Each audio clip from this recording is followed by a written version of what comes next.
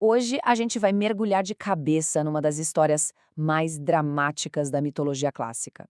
É uma história que tem de tudo: amor proibido, ciúme divino e, acredite, o nascimento de um deus a partir da mais pura tragédia. A pergunta que está no centro de tudo isso é antiga e muito poderosa.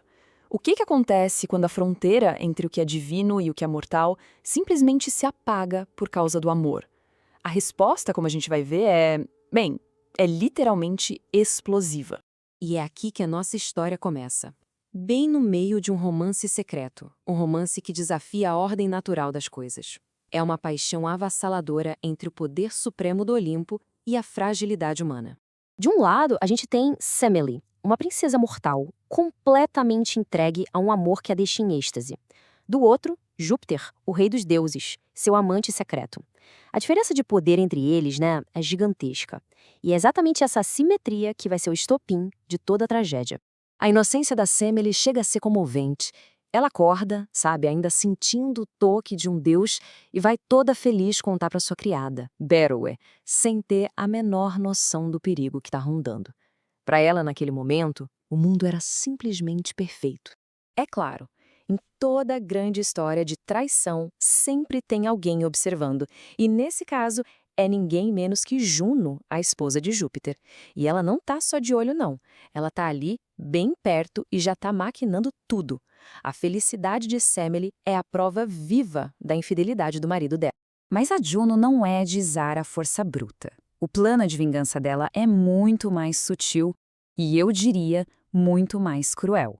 Ela vai atacar a base de tudo, a confiança, plantando uma sementinha de dúvida na mente da própria Semele. E para botar o plano em prática, ela usa um poder clássico dos deuses, a metamorfose. Ela se transforma na Beroe, a criada idosa e leal de Semele. É o disfarce perfeito. Quem é que vai suspeitar de uma serva de confiança que está ali há anos? E aqui está a arma da Juno, disfarçada de preocupação. Uma simples pergunta feita no tom certo. Ela não acusa, ela não grita, ela só sussurra a dúvida. Você tem certeza mesmo? E isso é o suficiente para abalar o mundo inteiro de Semele. Enquanto ela ajuda a jovem a se vestir, a Juno vê no corpo da Semele as marcas do amor de Júpiter. E para a deusa, cada marca daquelas é um ponto no que ela vê como um mapa exato do país da traição. Isso só alimenta o desejo de vingança dela com uma fúria fria, calculista. O plano da Juno é, na verdade, uma obra-prima de manipulação psicológica. Ela entende que pode usar a própria vaidade da Semele, o desejo dela de provar que o amor que ela sente é real, que é divino, usar tudo isso como uma ferramenta para a destruição dela mesma. E isso leva a gente para o momento decisivo, aquele ponto sem retorno, selado por uma promessa tão poderosa, mas tão poderosa, que nem mesmo o rei dos deuses pode quebrar. Olha, é fundamental entender o peso disso aqui. O juramento do Estige não é uma promessa qualquer, não. É um voto feito sobre o rio do submundo. É o juramento mais sagrado e irrevogável que existe. Quebrar esse juramento é impensável e as consequências são terríveis, até mesmo para um deus como Júpiter. E aqui a gente vê a armadilha se fechando quase que em câmera lenta. Semele, com a mente envenenada pela dúvida, pede que Júpiter faça exatamente esse juramento.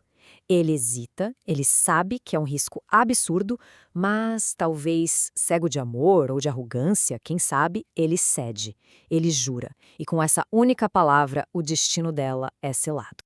Então Semele faz o pedido fatal, o pedido que a Juno plantou na cabeça dela. Ela não pede riqueza, não pede mortalidade, ela pede para ver a verdadeira forma de Júpiter, o seu esplendor divino. Ela quer a prova definitiva, sem entender que essa prova vai aniquilá-la. E agora a gente chega no clímax trágico e inevitável. O momento em que o desejo de uma mortal é atendido e a realidade do poder de um deus se revela da forma mais devastadora possível. A partir daqui, as coisas acontecem numa velocidade assustadora. Não tem como voltar atrás. A promessa foi feita. E ela, envenenada pela dúvida, fez o seu pedido fatal. O resultado, selado por um juramento divino, era trágico e absolutamente inevitável. Enquanto o corpo de Júpiter se transforma em pura energia, numa tempestade de luz e fogo que consome tudo, Semele finalmente entende a armadilha. As últimas palavras dela são um grito de agonia, não contra Júpiter, mas contra a maldita Beroe e a desconfiança que a levaram à ruína. Mas, acredite se quiser, essa história não termina nas cinzas. Da destruição absoluta, algo milagroso e completamente inesperado está prestes a acontecer. No meio de toda aquela dor e da perda, Júpiter percebe uma coisa. Dentro do corpo carbonizado de Semele, o filho dele, um feto de 6 meses, sobreviveu, milagrosamente. Uma faísca de vida no meio de tanta morte. O que acontece em seguida é simplesmente extraordinário. Júpiter resgata o feto e, para protegê-lo, faz algo inédito.